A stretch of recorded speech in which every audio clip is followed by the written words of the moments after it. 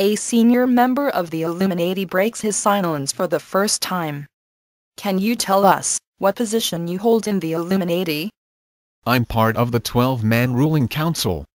There are 5 Americans, 5 Western Europeans, 1 Russian and 1 Indian. We have members in every country of the world, but there are fewer than 6,000 of us in total. People say that the Illuminati are exceptionally wealthy. Is that true? It's true that all 12 members of the ruling council are wealthy, but money, for us, simply funds our mission, nothing else. We are not worshippers of mammon, as our accusers would have you believe. In fact, most of what could be called the wealth of the Illuminati is in the form of priceless treasures, not liquid money. Some members of the Illuminati have acquired considerable wealth, most are not wealthy. Are you intent on creating a new world order? The blunt answer is yes, but not in the way our enemies claim. We are liberators. Liberators of what? Of the human race.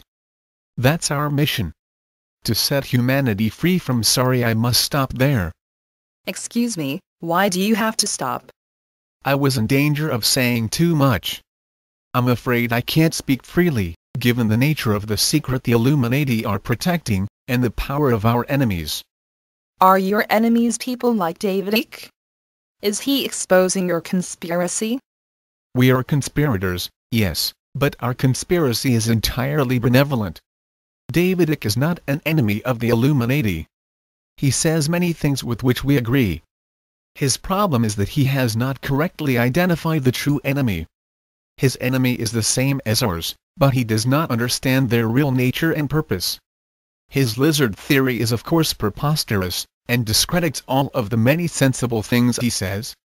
It's most unfortunate that a clever man has played into the hands of our mutual enemy, by presenting incredible theories that no rational person could take seriously. What do you mean by mutual enemy?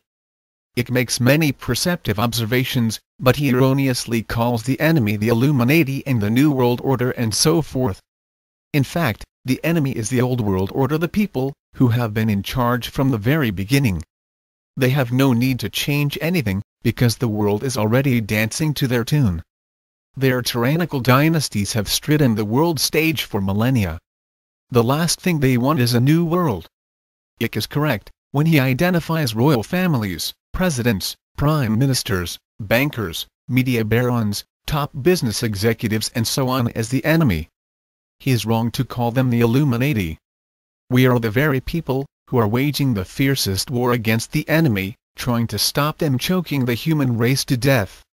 We are the last and only hope for humanity. Everyone who opposes a new world order is deluded, having swallowed the deceptions of the enemy, or is actively in the service of the powers that be, the old world order. Why are you breaking your silence at this time?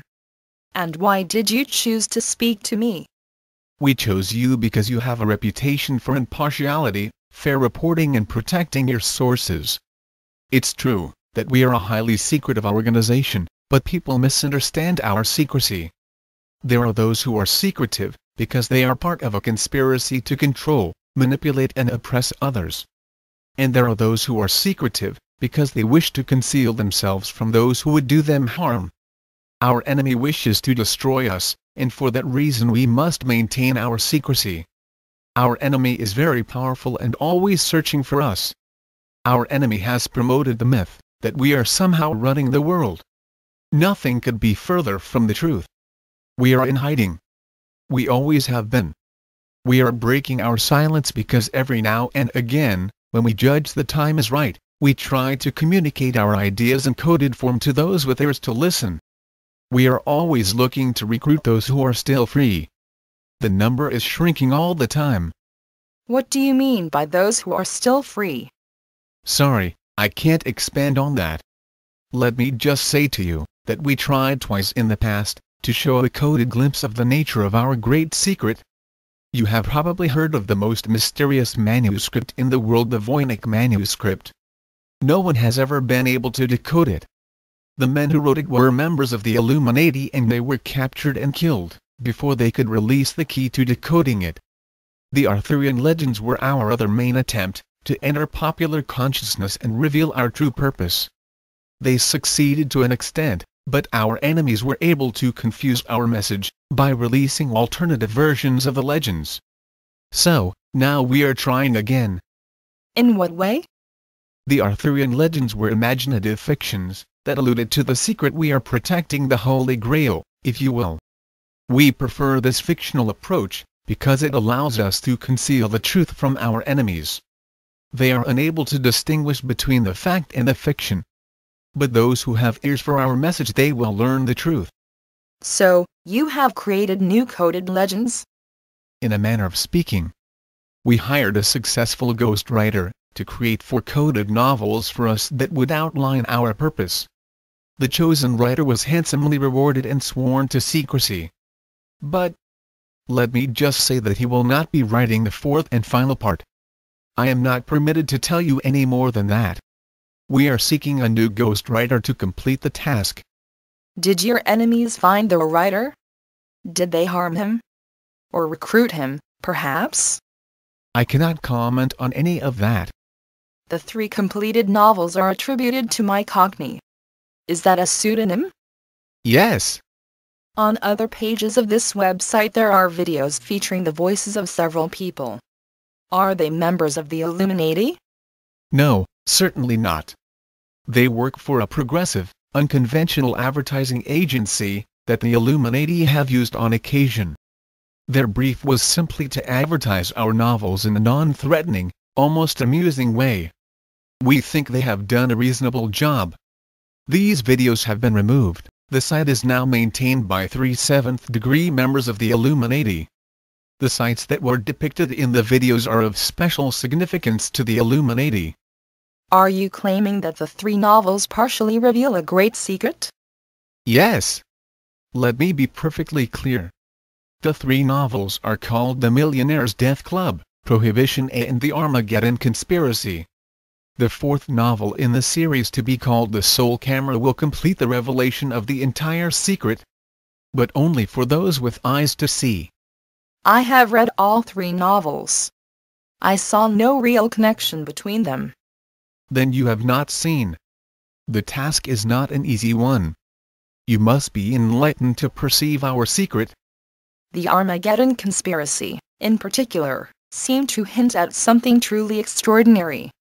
The writer went too far in this case. He disobeyed our brief and added elements that we had never intended. But, we must confess, he perhaps performed a great service for us. This book is the one that comes closest to revealing our precise secret. Why can't you just tell us your secret? Why all of this cloak and dagger stuff? If you knew what the secret was, you would understand perfectly. Let me just say that the secret, if revealed to the whole world at one moment, would lead to an unimaginable cataclysm. The very thing we most seek to protect would be destroyed. Everything we have worked for over many millennia would be lost. That sounds like an incredible secret. It would be better for me if I knew nothing of this secret. My entire life revolves around it. I have had to live a constrained, fearful life because of it. All of us in the Illuminati have had to live this way. Some secrets are great burdens. This is the greatest burden of all. I really don't know what to make of what you have told me. You must release it. Sounds odd. That can't be helped. I wish the secret weren't true. I wouldn't believe it myself if I hadn't seen the evidence. Why don't you reveal the evidence? Then we will all be convinced. The evidence automatically reveals the secret. Therefore I cannot reveal the evidence. Only new members of the Illuminati are shown the evidence. Is someone like me allowed to join the Illuminati? Any suitable person can join. But to prove that you are suitable involves a long and arduous process. We must ensure that the enemy does not infiltrate us. It would be a catastrophe for the human race if the enemy discovered our secret. I am intrigued. But I'm not sure I'd want to go through your process. I understand. Will you be making any further announcements? Not in the foreseeable future. Thank you for speaking with me. Thank you. The mystery A few select individuals have been informed of the nature of the elaborate scheme the Illuminati use to protect their central secret. It has been decided to afford others the same glimpse. No one has ever solved the clues without the intervention of Illuminati guides. In most cases, Illuminati guides will contact you only if you have taken a significant step towards the solution. On occasion, other candidates are selected if they have shown patience, resilience and genuine insight into the nature of the problem. It is often several years before candidates are contacted. The threefold enigma, the many persecutions throughout history that the Illuminati have endured have, on several occasions, placed their secret in great danger of discovery by their enemies.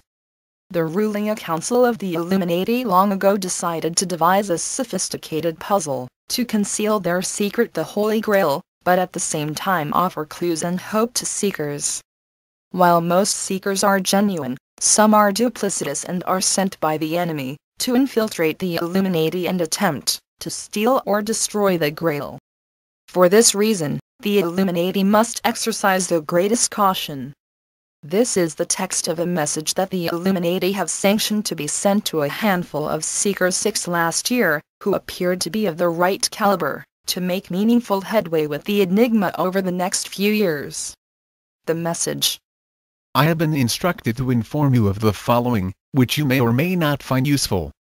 Perhaps it will give you an insight into the complexity of the challenge facing you, and indeed all seekers. Many seekers appreciate that they are confronting an immense problem, but most fail to perceive just how deliberately elaborate it is. It is for you to make your choices as you see fit. There are 3 profound mysteries involved in the search for the Grail, 2 of which are fake and carefully designed to protect the real mystery. The 2 fake mysteries were formulated at the same time by the ruling council hundreds of years ago. The 2 fake mysteries are ingenious and each has a unique, convincing and sensational solution.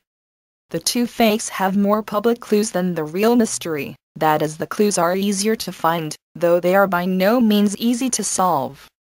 Each of the mysteries, including the real one, is allowed to evolve in the sense that additional clues can be provided at any time, particularly by way of stories and paintings. But false clues are also laid. There are intersection points between the 3 mysteries, certain key facts that all 3 have in common. Even if a seeker has become entrapped in one of the fake mysteries, both of which are as highly compelling as the real mystery, he will still have opportunities to switch to the real mystery, if he makes the right choice at an intersection point. He will make the right choice only if he has the strength to abandon all of the work he has performed on either of the fake mysteries. This, in fact, is part of the test. Virtually no one makes the right choice, because abandoning years of hard work is simply too difficult for most to contemplate, especially when they believe they have been making good progress. There is another trap. It is possible to move from one fake mystery to the other fake mystery, bypassing the true mystery. Several seekers have encountered this misfortune. Anyone who makes significant progress on the real mystery will certainly be contacted, but must then undergo a long vetting process to ensure that they are not working for the enemy. The enemy has on 2 occasions come within 1 step of reaching the final stage of the real mystery. Preventing the enemy from accessing the final stage is paramount. Your current status is classified as follows: you are making notable headway with one of the fake mysteries. You have encountered material that can direct you to an intersection point, but you have not yet moved in the right direction. You are deemed to have all of the necessary skills and attributes to move forward, but others have possessed such skills and attributes yet remained stuck in fruitless pursuit of fake mysteries. The fake mysteries are highly seductive but nevertheless valueless. No one has yet solved the fake mysteries, and some may even find them more alluring than the real mystery, since they have implications that are as mind-boggling as that of the real mystery, but they have not one particle of genuine evidence to substantiate them and are entirely speculative. Imagine a painting that points, in an arcane way, to a manufactured mystery. A seeker might imagine that if he solves the painting's code, he will advance closer to the truth. In fact, he has merely come closer to a false truth. But how would he know? That is always the dilemma. The real mystery, on the other hand, is associated with indisputable evidence of its truth. If it did not have this evidence, it would long ago have been deemed unbelievable. I hope this information proves useful to you. It is hoped that you will enjoy the greatest of good fortune in your quest, and, if you do, you will be contacted. I'm sorry that nothing more definite can be said at this time. It is true that a more active period has been entered, and many clues may become visible within the next few years, from a number of different and often unexpected sources.